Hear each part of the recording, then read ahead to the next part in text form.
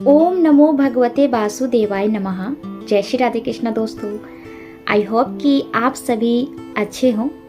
Life में छोटी मोटी परेशानियां आती रहती है, लेकिन आप उदास मत होइए। हमेशा अपने मुख पे स्माइल रखिए, क्योंकि इससे स्माइल से ना परेशानियां भी दूर भागने लगती है। तो आज की कहानियां है हमारी एक ऐसे इंसान की, एक ऐसे भक्त की जो भगवान के दर्शन तो करने नहीं गया, लेकिन मंदिर बहुत सारा बनवा दिया। देखिए, भगवान जो है ना प्रेम के भूखे होते हैं। आप भले उनको कुछ ना दीजिए, लेकिन प्रेम से उनका नाम ले लीजिए, उनके मंदिर में जाके घूम आइए। ये नहीं कि हमेशा जब हमें किसी चीज़ की ज़रूरत है तभी जाए। भगवान के दर्शन के लिए आप अपने मन से भी जा सकते हैं। वो कभी ये नहीं कहते कि जब तुम्हें मांगना हो तभी हमारे पास आओ। तो ऐसी ही एक कहानी मैं आपके साथ शेयर करने वाली हूँ, जो ऐसा इंसान था जिसे भगवान ने खुद कहा कि कभी मुझसे मिलने आओ। तो एक सेठ की कहानी है। उस सेठ ने, इसके पास इतने सारे पैसे थे कि उसने बहुत जगह मंदिर बनवाए। मतलब हर जगह मंदिर बनवाता गया, लेकिन कभी उस मंदिर में दर्शन करने नहीं गया। इतने सारे मंदिर तो बनवा दिए भगवान के, लेकिन कभी उस मंदिर में कभी नहीं गया। इतना बिजी व्यस्त था कि उसने कभी सोचा नहीं कि मुझे मंदिर भी जाना चाहिए। एक दिन क्या होता है, उसको 100 करोड़ का बिजनेस में घाटा हो जाता है। अब वो सोचने लगता है कि मैं क्या करूं, मैं अब ये 100 करोड़ का जो नुकसान हुआ है मैं कैसे इसको पूरा करूंगा। ये सोचते हुए वो निकल पड़ता है। कुछ दिन अपने दोस्त के घर जाता है, कहीं कहीं जाता है, भटकता है, लेकिन कोई तो उसकी हेल्प नहीं करता है। वो समझ नहीं पाता, रात दिन उसके जो है नींद हराम हो चुकी है। समझ ही नहीं पाता मैं करूँ तो करूँ क्या। फिर उसे याद आता है कि मैंने तो इतने सारे मंदिर बनवाए हैं। भगवान को तो समझना चाहिए कि मैंने तो उनके इतने सारे मंदिर बनवाए हैं, तो किस दिन काम आएंगे। मंदिर में इतने सारे चढ़ावा चढ़ाए जाते हैं, भगवान को खुश किया जाता है। मैं चढ़ावा देता हूँ हमेशा चढ़ाने के लिए, उस मंदिर को निर्माण करने के लिए, तो भगवान तो मेरे बारे में कुछ तो सोचेंगे। इसलिए ये सोचकर वो रात भर सोता नहीं और सोचता है कि कहीं मुझसे पहले कोई भगवान के पास अर्जी ना लगा दे। इसलिए कहता है कि सबसे पहले मैं जाऊंगा भगवान के पास और उनको अपनी बात कहूंगा। कहीं ऐसा ना हो कि मेरे से पहले कोई जाए और उनका मूड खराब कर दे। इसलिए वो ब्रह्म मुहूर्त, जिसे हम 4 बजे का समय बोलते हैं, 4 साढ़े 4 का मुहूर्त होता है, जिस समय बहुत ही अच्छा मुहूर्त होता है, उस समय मतलब रात में उसको नींद नहीं पड़ती है, उस समय उठता है और मंदिर के लिए निकल पड़ता है। लेकिन वहां जाकर देखता क्या है, उससे पहले एक भिखारी जो लाइन में खड़ा है। कहता है ये क्या, मैं इतना जल्दी उठकर आया और यहाँ पर पहले से एक भिखारी खड़ा है। और हो ना हो ये भगवान का मूड अच्छे से खराब कर देगा, क्योंकि पहले ही इसकी भगवान जो बात सुन लेंगे तो मेरी क्या सुनेंगे।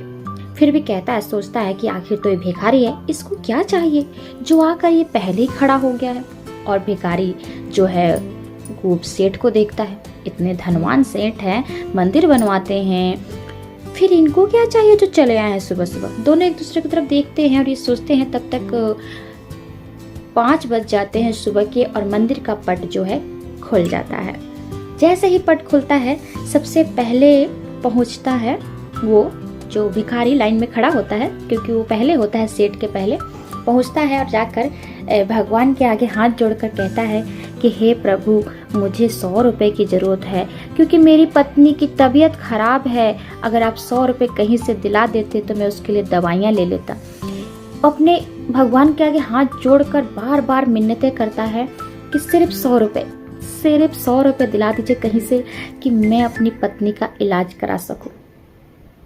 ये सुनते कब से ये सुन रहे हैं सेठ, और बहुत आग बबूला हो रहा है कि ये क्या मूड खराब करके रखा है। भगवान को भी 100 रुपए के लिए हट क्यों नहीं रहा है। अब तो इसकी मिन्नतें पूरी हो जाएंगी, अब तो हटेगा।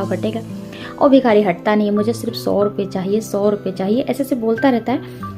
गुस्से में आकर सेठ उसका हाथ पकड़ता है, खींचता है पीछे की तरफ और 100 रुपए से देकर कहता है, ये ले 100 रुपए चाहिए ना, ले, और अब हट, साइड हो, मुझे बात करने दे भगवान से। तूने तो पूरी मूड खराब कर दिया भगवान का। अब वो तो भिखारी चला जाता है। अब ये आगे आ जाता है और कहता है कि उस समय जो सुबह का समय होता है, सिर्फ ये दो ही जो होते हैं वहाँ पहुँचे होते हैं, एक भिखारी और एक सेठ। तो अभी लोगों की लाइन नहीं होती है। तो अब तो बच्चा सेठ जाता है और बोलता है कि प्रभु आपको तो पता है इस भिखारी को तो 100 रुपये चाहिए थे, मुझे तो 100 करोड़ का नुकसान हुआ है। और आपको तो पता है मैंने कितने सारे मंदिर बनवाए हैं, आपको डेली चढ़ावा चढ़ता है, मैं चढ़ाता हूँ, और आज मुझे 100 करोड़ की ज़रूरत है जिसकी सिर्फ आप ही पूरा कर सकते हैं मेरा। मैं आपके लिए इतना सब कुछ करता हूँ, फिर भी आपने मेरा 100 करोड़ का नुकसान क्यों कराया। और उनसे बातें करता है, बहुत कुछ उन्हें सुनाता है कि आपने ऐसा क्यों किया, भगवान मेरा पूरा करिए, इस नुकसान को ख़त्म करिए, मुझे 100 करोड़ चाहिए, 100 करोड़। अब भगवान मूर्ति से बोलते हैं कि अब तो मुझे तुझसे भी अमीर इंसान ढूंढना पड़ेगा जो तुझे 100 करोड़ देकर मेरे यहाँ से साइड कर दे, मतलब मेरी नज़रों से दूर करे। कहता है किसने बोला? तभी भगवान सामने आते कहते हैं मैंने बोला, जैसे तूने 100 रुपये देकर उस भिखारी को मेरे नज़र से हटाया, अब मुझे तुझसे भी अमीर ढूंढना पड़ेगा, क्योंकि तुझ जैसे भिखारी को वो मेरी नज़र से हटाए। तो बोलता है कि ऐसा क्यों बोल रहे हैं भगवान, आपको तो मैंने इतने सारे मंदिर बनवा दिए, फिर भी आप बोलते तूने मंदिर तो बनवाए, तू मुझसे मिलने आया एक बार भी? मैं तो प्रेम का भूखा हूँ, मानता हूँ तू चढ़ावा भेज देता है, लोगों से चढ़ावा चढ़वाता है, मेरे लिए बहुत कुछ बनवा रहा है, लेकिन तूने एक बार प्रेम से मुझे मिलने आया? आज तुझे बहुत ज़्यादा ज़रूरत पड़ी है तब तू मुझसे मिलने आया है, तू कभी बिना काम का मुझसे मिलने आया नहीं आया। आज मैंने जानबूझकर तेरे काम में जो है 100 करोड़ का नुकसान करा दिया ताकि तुझे अपने पास बुलाऊं। तूने इतने सारे मंदिर तो बनवा दिए, लेकिन एक बार भी मुझसे मिलने नहीं आया। मैं प्रेम का भूखा हूँ, इसलिए नहीं कि तू मंदिर बनाए तो इसलिए, बस तू मुझे एक बार प्रेम से मिलने तो आता। ये सुन सेठ बहुत पछताने लगता है और भगवान के चरणों में गिरकर माफ़ी मांगता है कि मैंने बहुत बड़ी गलती कर दी। तो भगवान कहते हैं कि देखो, हमको सब ऐसा मत बोलो कि हम कुछ चढ़ावे के लिए यहाँ खुश रहते हैं, भले तुम कुछ मत चढ़ाओ, लेकिन एक बार हमसे मिलने आया करो। जरूरी नहीं है कि आपको कुछ कष्ट हो तभी हमारे पास आओ। सेठ अपनी गलती मानता है और भगवान से क्षमा मांगता है।